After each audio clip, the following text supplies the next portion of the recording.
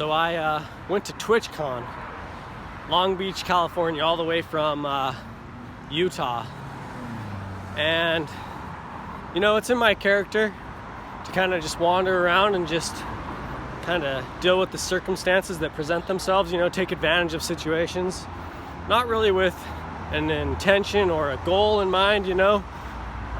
More so the experience is the goal and having a good experience with the whole thing. So I'm kind of wandering around in the greater surrounding area and, you know, go to lunch somewhere, start talking with the people that work there, the waiters, the waitresses. And, you know, I'm like, hey, where should I go around town? So they say, hey, go check out this shop over here. So I'm like, all right, go in there, you know, strike up a casual conversation with the merchant there and, you know, get real friendly with everybody and say, hey, where are some other places that I can go check out? And so anyways, you know, got referred to go and check out some shops down a street. So I start walking down the street, end up in a shop, meet a real nice lady. And earlier that day, while sitting at TwitchCon in the convention center, I had written some poetry.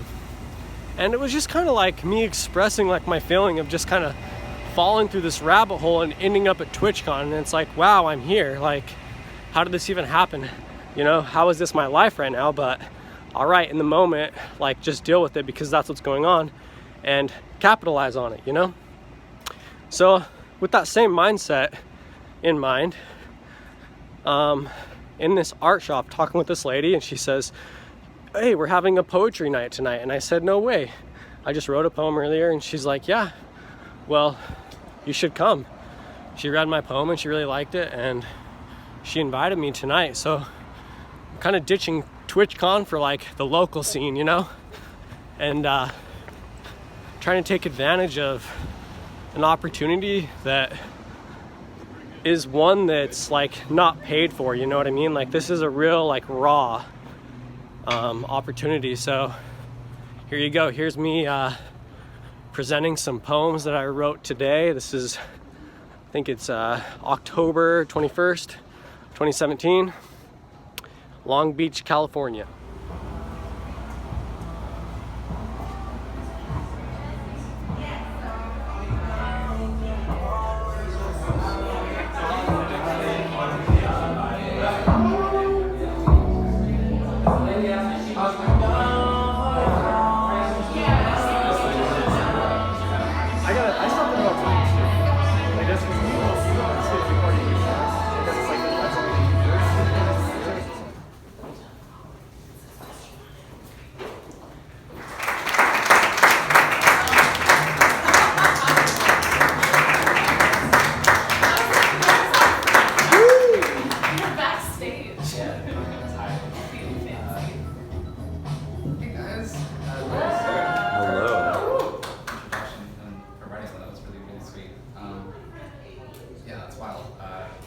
That's my mom. Sometimes I yell that out when Christina is on stage. Like, that's my mom. Probably yell that out later. That's me.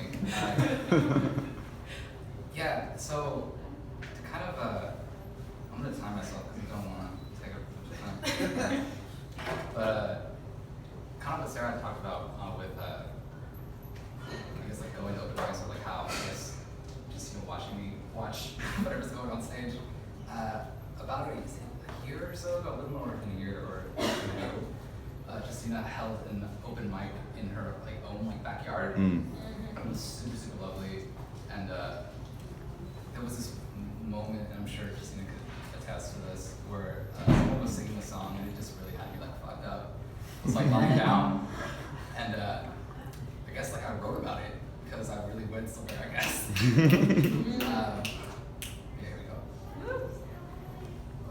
In a backyard, you held a falcon feather by its quill, plucked a string and built a mountain from your mouth. 100 cranes flew overhead, and as I washed myself in a clear stream, you opened the earth with a pickaxe and handed me an evening strung with lights.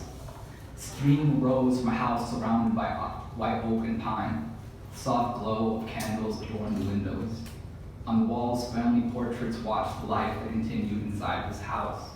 Corn oil in a pot, Outside, children wove through garments hung on a clothesline. A steel washboard lay in moonlight. On the porch, I sat in a rocking chair warmed with someone else's living. I sipped gin from copper cup. I looked toward the Indigo Peak Mountains when your voice disappeared.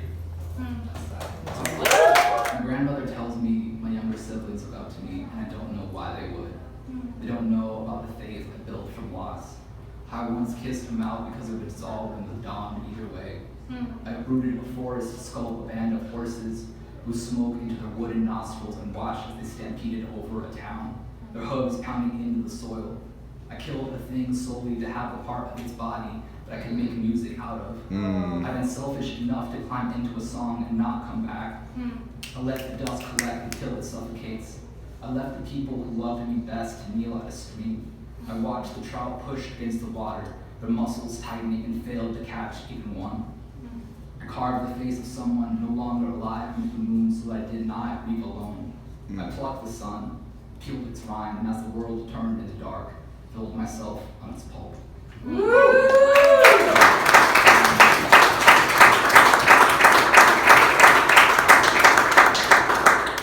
Christina already did not. Give them a warm round of applause again.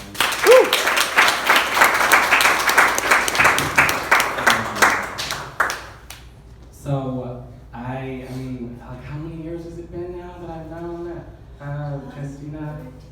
So it's been 4 years because I just returned back. I lived out of state for a while, and Christina is such a special person because she's so attentive to caring for people, and I think that that's different than just caring about people. It's how you actually tend to that, and so I always I've appreciated that, and she's been my mentee and a student and on and a teammate and everything. She's been a pupil and she's so wonderful. And I think that one of the things that I admire most about you is just your effort to always challenge what is happening around you, and not apologize for the space that you're taking up. And I think that that's something that's always needed. I think for all of us.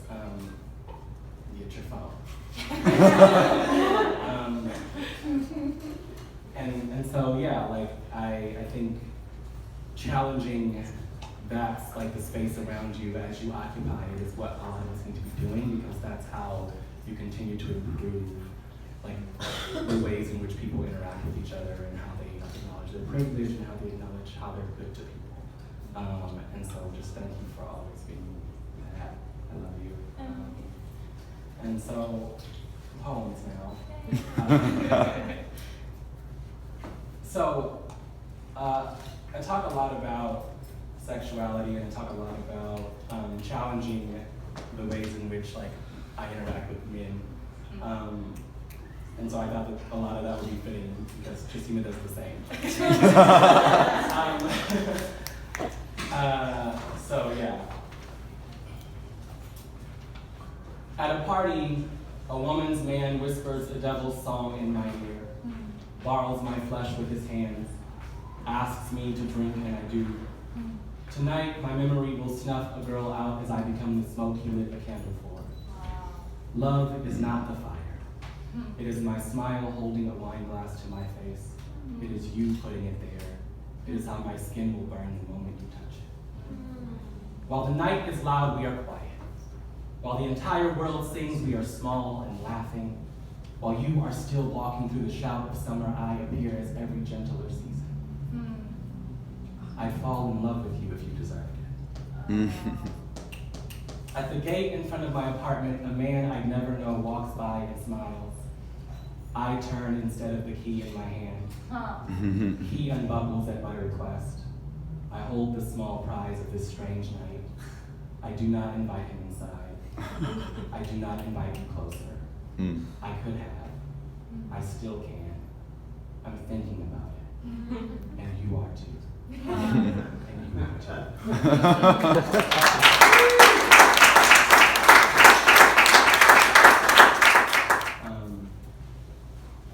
I put a spell on you because you are mine. You don't have to want me because I want you. I am yours right now, still. Says the black in my bones.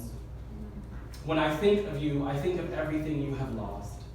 The craft takes its shape this way, a wolf night crying in my bedroom, my skirt snarls at your missing feet, and you are the spell I failed to remember.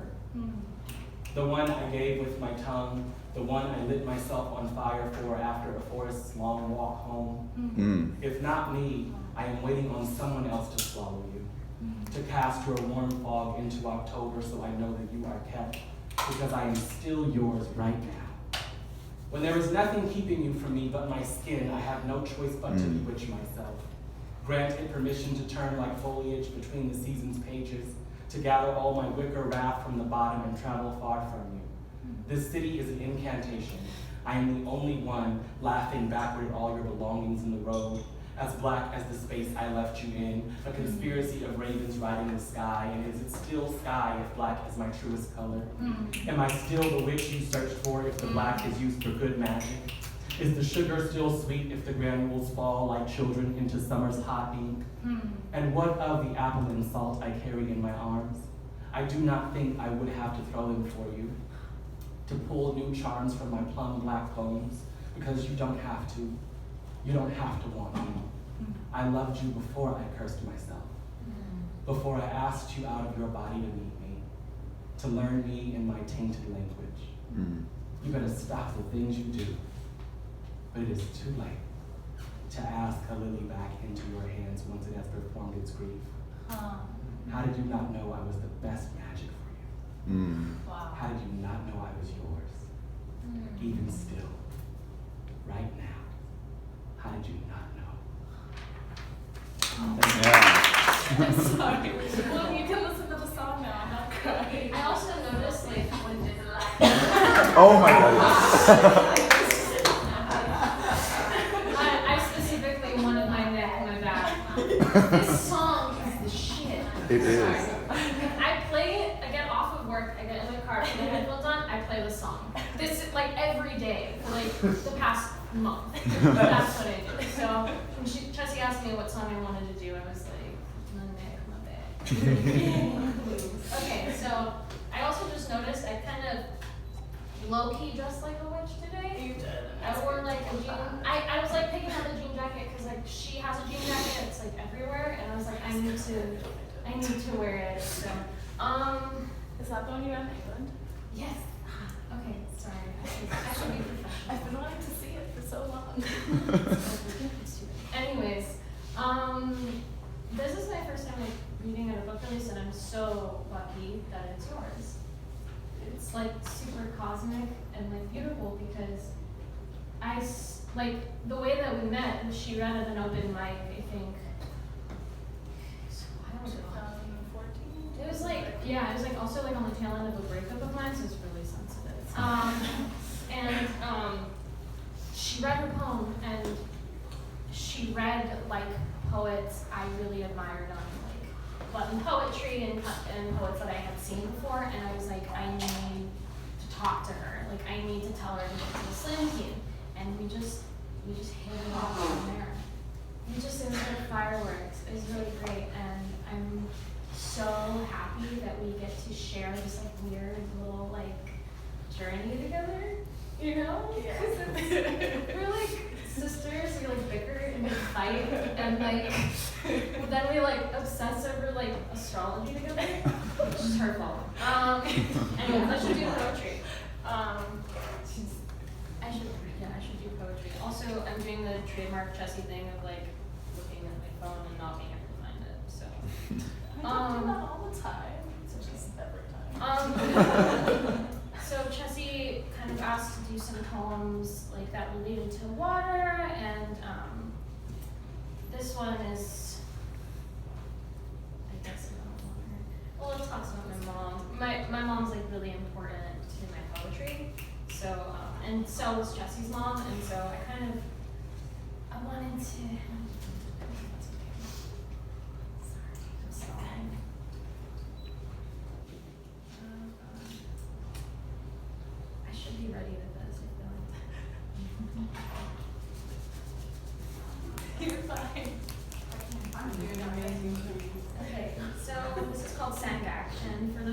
who haven't noticed yet, I'm brown. I'm Iranian first generation, which is really strange to navigate. And sangak is a plain rectangular peasant bread that soldiers would use. They would cook it over stones. So sang means rock and gak means little rock. And I felt a kinship to it because it's something that like is really precious to my family and very precious to like our community. When you're in Iran, you get like huge things of it for like $1, and there's like lines that go around the block, and I felt really kinship to that. This is a sangak. 1.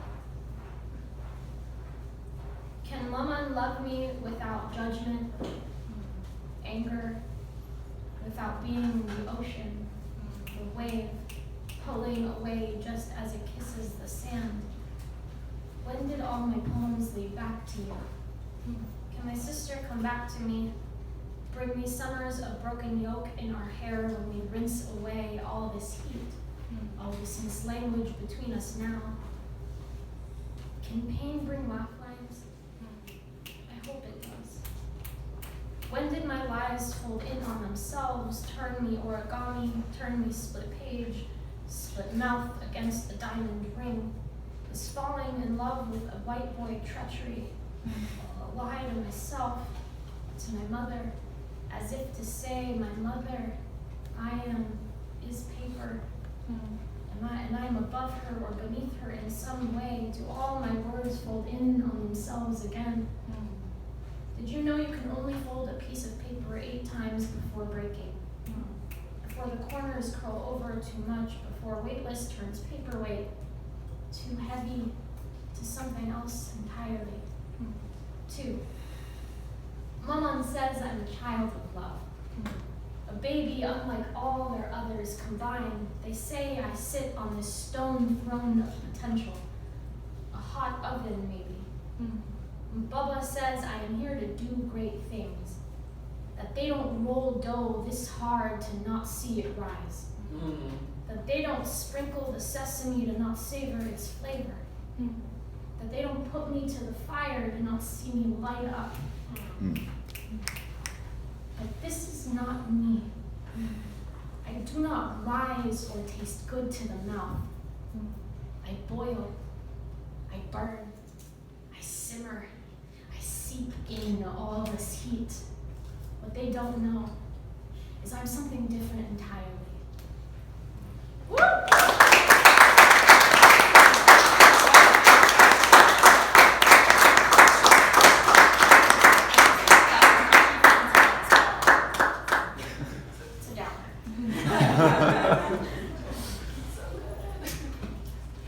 I watch him leave, watch him feather into some other sky. I watch him disappear into alcohol, maybe, into pencils, pens, school books, maybe, but the time and the 5 South melt us like a red popsicle on an August sidewalk. And I watch him come back, girlfriend in arm, 5 months later, and she is blonde, with crooked teeth and hips I bet he dreams about. I watch them from a distance, through the hollow glow of someone else's Facebook or the ghost of my own Instagram feed. I watch him bring her home, meet his family, the ones who hated me, and still my warm colors, my mother's Shadabat tongue, the sumac spilling across my brother's jawline. I watch get along with all his family. Shoots guns without a wince, without a hesitation, eats pork without flinching, never holding a lie between her teeth. I watch them travel, go to the Grand Canyon, the tropics, to weddings I wanted to attend. I watch them fall in love. Slowly, like a bee sting I grow allergic to. Feel his birthday pass like a hurricane pillaging through a nearby state. I sit in his throat-slitting silence, ease myself into the murderous water. I watch years pass, the age and weight he gains between his frame. I imagine how her breast must feel beneath the grip of his hand. I imagine how they kiss, how their love-making sounds, her moans, the typhotic wail of a butterfly wing in his, once belonging to me. I've forgotten how he sounds. I watched them graduate yesterday, Mm. among their family, and God, how I long to hate them, to cry, to stand among them, to be his friend, hold his hand maybe, how I long to prove I am still worth all this time. I know one day I will watch him propose, get married even, see her stomach balloon into a home, my casket, Mm. my heartbreak in utero, a love story I have no chapter in. I watch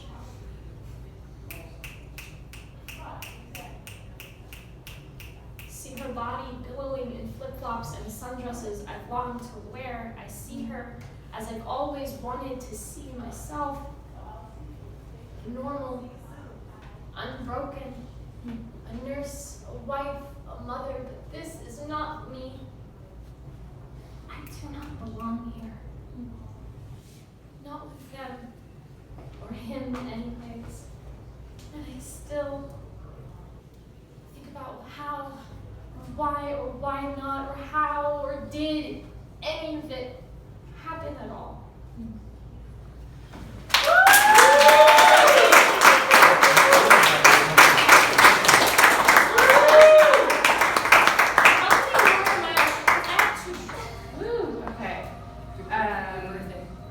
Your birthday. Yeah, it's like my birthday and my baby shower put into one. Luckily the book didn't actually come out of my vagina. Excuse me. Sorry. This is me. I don't have my filter. I don't know how I've gotten anywhere in my life. Anyways, so I had a friend actually pass away earlier this week. Her name was Honey Sun, and she was incredible. She is incredible. She was really good at seeing people and seeing the good in them and just knowing, you know? So I was hoping we could do a moment of silence for her before I start in waterproof mascara. Something I do not own. So today is also actually the anniversary of my grandmother's passing about 9 years ago. And it's funny because today was the only day we could get a venue. Today was like the only day that we could, like the soonest time we could get a venue, like a month and a half ago almost. That's 2 months ago. 2 months ago, and it was funny because I was like, okay, Grandma, like you wanted this. That's fair. That's fine, because I didn't even remember the significance of October 21st. Like even after we booked it, and then I remembered, like, holy shit, that's a thing. And she taught me to love the ocean. My first memory of being in the ocean is with her, and I think it's very fitting that today is the day that I release this, because I love the ocean. It's got ocean on it. Whoa. Shocker, surprise. In case anyone was wondering, it's the ocean, not a lake. Is anyone here a marine biologist? Seinfeld, anyone? Anyway. This is called North Carolina, 1998. I have these memories. My mother and I, bleary-eyed in your southern kitchen, the cicadas chorus as you offer us toast, waking us jet-lagged, already dressed in your coffin, that bathrobe. I don't know if it was really there then, but I dress you in it every time you are alive in my head. It is not on fire yet. Instead, we are kneeling in the sand. You, bathrobe, me, the bathing suit from all the pictures, covered by each rolling wall of salt, water ragdoll up and down the beach laughing. It is my first memory of the ocean, and we could just stay here. Flame has no time for something so waterlogged. We could just get a sunburn instead. And this one's sad. Woo! Oh, hell yeah. Me too. Lead paintbrush. I'm tired of carrying all this. Its all-consuming ache, the way it paints in reds and purples, how it bleeds so slowly, never enough to look quite the right color. Sometimes I feel it running down my neck, can taste it climbing up my throat, rosy as a thorn. They want me to shout, but I can never convince my lungs they deserve the air, deserve the strain to get lost, to exhale the lead, the lost, the leaving. Every time the forgetfulness has been a choice. The ticking hands by the phone, the waiting for the I love you call that never comes, and when it does, I dress it differently. Tell myself it is a liar. Look in the window, see the animal of my youth tied to the chain link fence by her own sweater, by her own friends. Better left rotting than loved. Better grind your own teeth together over forgiveness. Better stay with the boy who lies like this is how he loves you, like this is how you belong to him. Better know he will make you believe this is all honest, like the welts from this burning home are paint, like the blood is paint. You are the untrustworthy artist. You are everything wrong with the way you have been treated. You are everything you feel about what has been done to you, which is undeserving of a good love, and not to feel these vines around your arms that taste like salt and goodbye and save me, to everyone around you as they watch you feast upon them.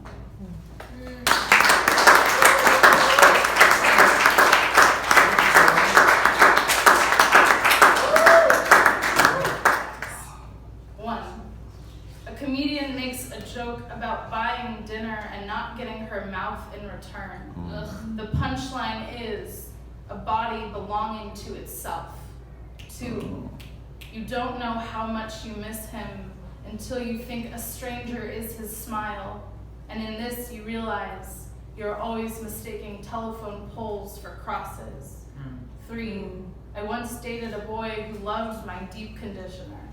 I would overuse it, saturate my hair in coconut silently, thankless.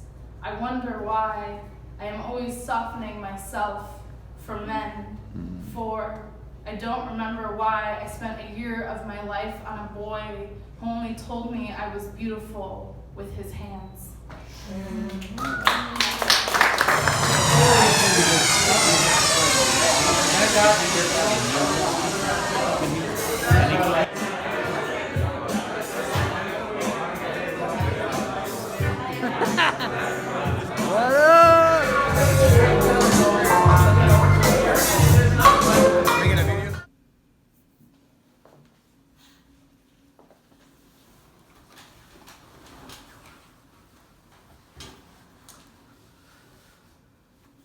So,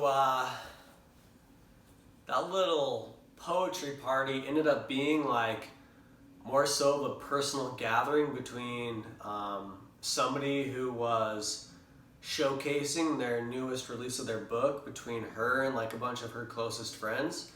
There was a little bit of miscommunication between me and like the person that invited me to come and read some poetry at the event. So after I kind of figured out exactly what it was a good thing that I actually wasn't presenting any poetry there, because it just would have been, you know, kind of out of line for me to do so. So anyways, in the description is a link for Chestine's newest book. I ended up talking to her after the event, and you know, she gave me the go-ahead to post this video of her and her friends performing some poetry in that venue.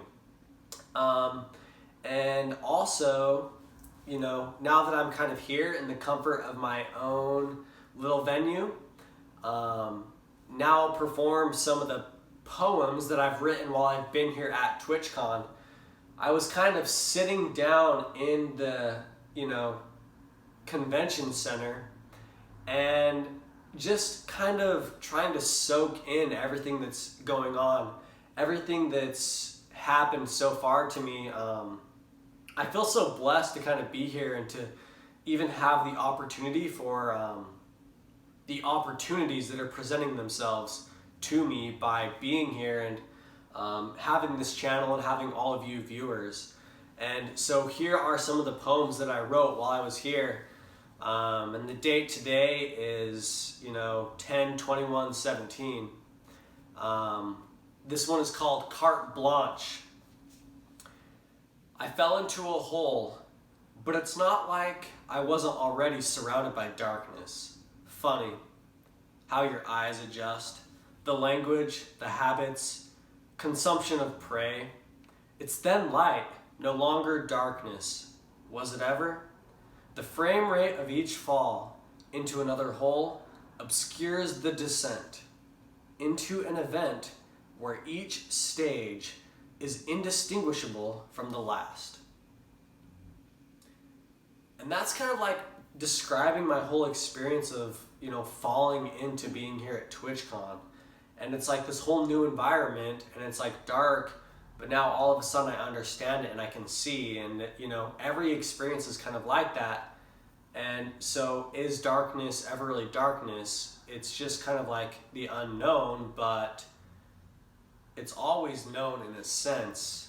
But for you, it's dark, but for other things it's light, meaning that truly, out of your own ego and out of your own experience, there's nothing that's really dark.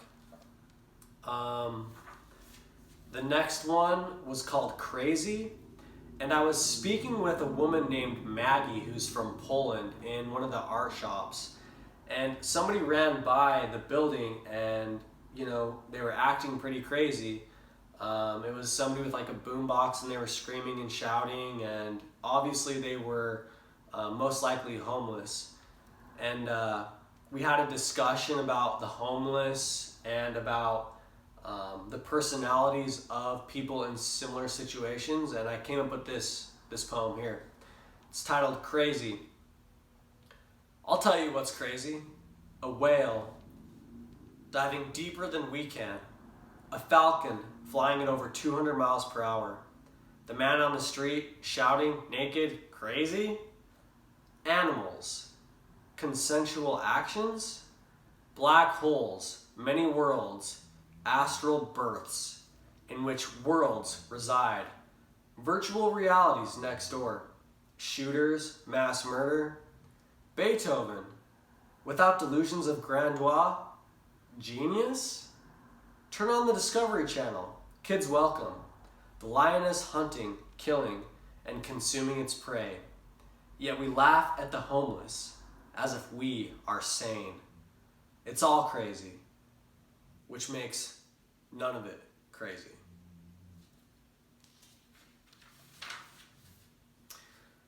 So, the next poem that I wrote was kind of like me contemplating the experience of going and presenting at this poetry night or open mic night, which I initially thought what this was, but ended up not being that. And so I wrote this poem. It was called Eyes on Me. I was kind of like imagining going and, finding myself in this underground culture in a foreign place and trying to write about what that feeling is like presenting in front of a lot of unknown people in an unknown area, and what your mind and body is going through. And so it starts off with heart beating. I mean, it's always beating, but this is different. Why would it change now when people are watching? I mean, isn't something or someone always an observation of us, whether it's a person or the universe, God? So why now? Why are my movements so rigid? My fluidity interrupted? Am I merely more aware of myself? Nothing to do with others. Then why am I afraid if it's only me?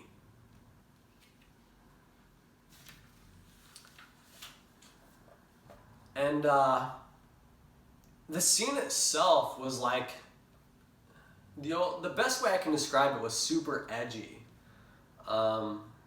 you know, it was like it was real talk between a lot of real people. And you had a lot of personal things which were put on the table for everybody to see. Everybody emptied their pockets, you know? And there was a lot of stuff about gender identity, relationships with the opposite gender.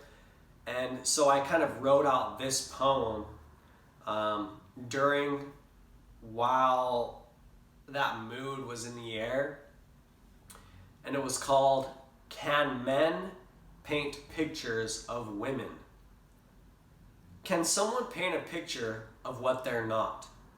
I see paintings of things, but they aren't those things, both the portrayal and the painter, merely a shadow of what it is. Can men paint pictures of women, and in this, paint which they are not? Or are they merely printing shadows of that which they try to capture? Does a woman feel naked, even when clothed, like she has to curl up in a ball to become smooth, in fetal position, dismaying the omnipresence of penetrating eyes? An inward portrait of what many first see, and of what many only desire to see. Yet what many see not is that the woman gives, and is more outward than man. For men think they enter and are outward, but are themselves borne out and rest upon women. And after that, I ended up mingling with, what I would consider my friends at this event. And I got invited to go spend some time at a bar with a few of the people that I've met here. It was a toss-up between this and going to the Queen Mary event, which I earlier spoke of.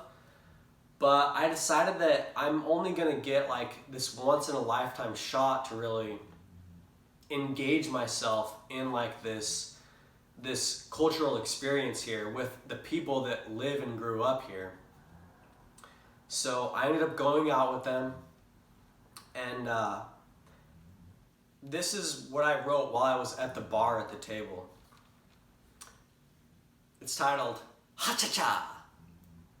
Ha ha, I'm in Long Beach. Friends? Hell yeah. Good times? They're here. Came for something else. Found myself somewhere else. Video games to wine, cheese, and poetry. A couple Polish sausages. Chandler? Bar, beer, carnitas. I faint at the chance for success as I contemplate self-sabotage. Why would I deserve any further greatness? I've reached my limit.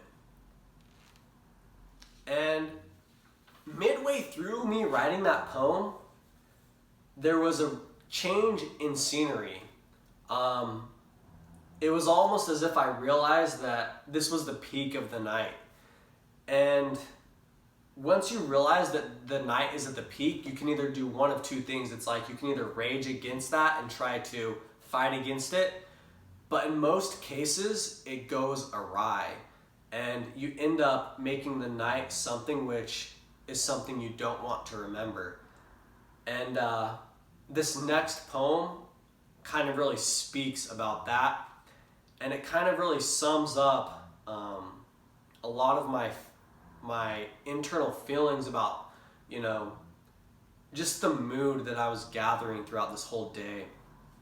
And it's titled, "I Heard Girls Writing About Guys." Tonight, I heard girls who wrote about guys, as if they were a question mark, an object of possession, a thing to be used and then tossed, as if they were a travel-size toiletry item. So what would a guy write about a girl? I mean, why do guys do that which girls write about? It's all just dreams. And though the best dreams are indefinitely good, they are the worst, for they tempt us with that which we could have, but don't. And as we awaken, they become bad. For we see where we are, and it's not the dream where we were. So we resent it and feel like we must demonize the dream to help us cope with being awake, to make us seem like we have more in our waking reality than we have while in slumber.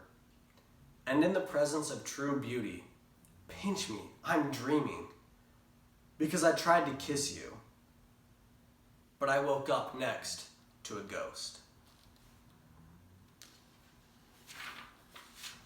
So, came to TwitchCon and ended up at poetry, a pub, and I ended up finding a real party.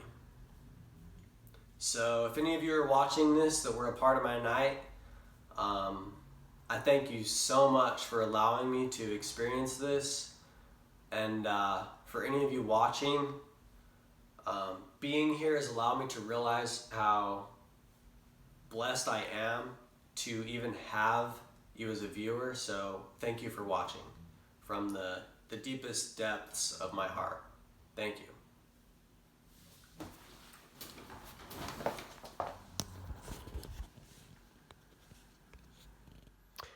So, I forgot to mention one important detail. I met this amazing girl named Jax, and she is the most splendiferous artist that I have ever met. Also in the description, along with the link to the book, is a link to her website where she sells her own paintings. Yeah, I met some pretty incredible people tonight. So go and check out that book, go and check out those paintings, and I hope that you all enjoyed this video as much as I enjoyed this day. Good night to you all, and thank you for the great day, everybody.